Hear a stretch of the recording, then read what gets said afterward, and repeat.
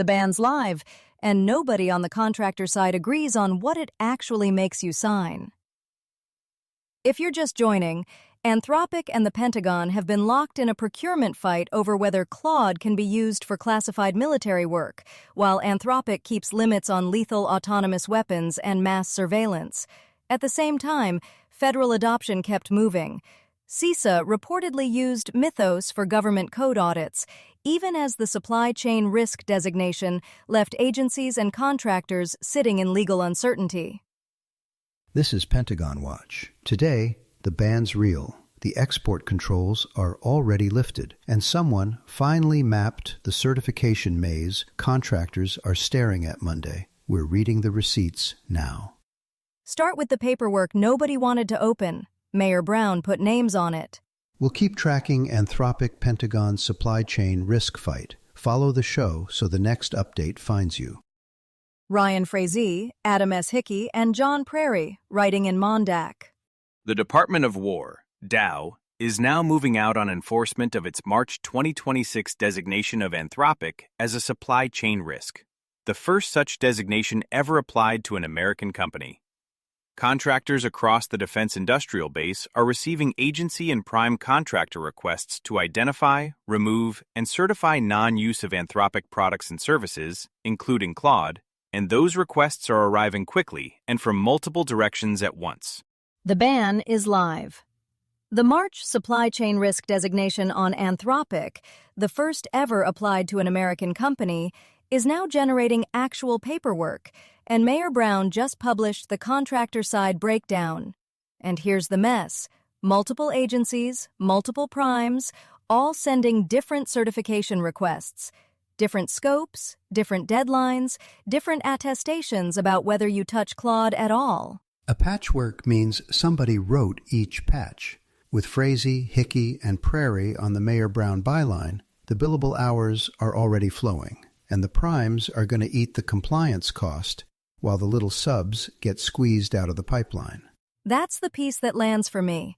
When a firm that reps major funds and financial institutions publishes a public How to Certify explainer, counsel is telling clients what liability they're holding as of Monday morning.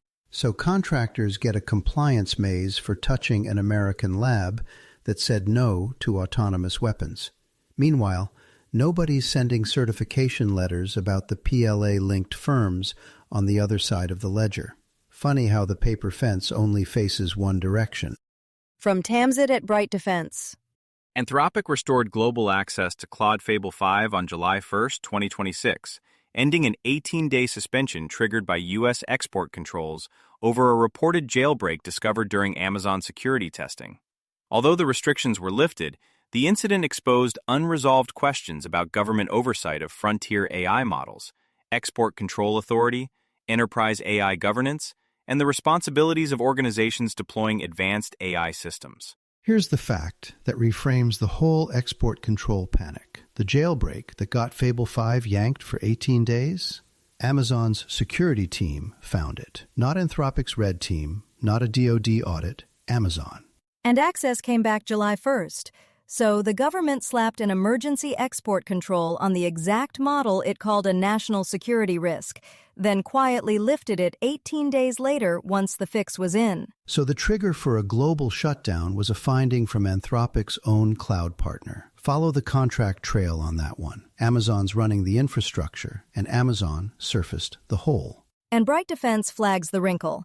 Mythos 5 is still restricted. So whatever satisfied the government on Fable 5, the sibling model didn't clear it. From Yale Journal on Regulation. On April 7, 2026, Treasury Secretary Scott Bessent and Federal Reserve Chair Jerome Powell convened the chief executives of 5 systemically important banks to brief them privately on Claude Mythos Preview, a frontier AI model that Anthropic declined to release to the public. Anthropic made this decision upon finding in its internal testing that the model could discover latent software vulnerabilities at a scale and speed beyond any existing cybersecurity tool or human effort. Now the meeting nobody was supposed to see. April 7. Bessent and Powell pulled 5 bank CEOs into a room to brief them on Claude Mythos Preview. And what came out of it? No rules, no written record, no public statement. Read that back. The Yale Journal piece takes that closed-door briefing and tries to build a procedure around it, explicitly modeled on the Treasury-Fed convening of systemically important banks. That's a genuinely consequential move, because if you designate Anthropic as systemically important the way you designate a bank, that stops being rhetoric. It becomes a legal governance status with obligations and leverage attached, and it cuts both ways on the concentration worry. Right, but back up. We just walked through the Department of War ban, where contractors are drowning in a certification patchwork. Same lab. One arm of the government is blacklisting Anthropic. Another is convening bank CEOs around its restricted model. Whose framework wins? Got a tip, a story idea, or a correction for us? Send it our way at Anthropic Pentagon Watch at lanternpodcasts.com. We read every note, and it helps sharpen the briefing. Links to every story we covered today are in the show notes.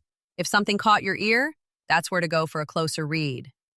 That's Anthropic Pentagon Watch for today. This is a Lantern podcast.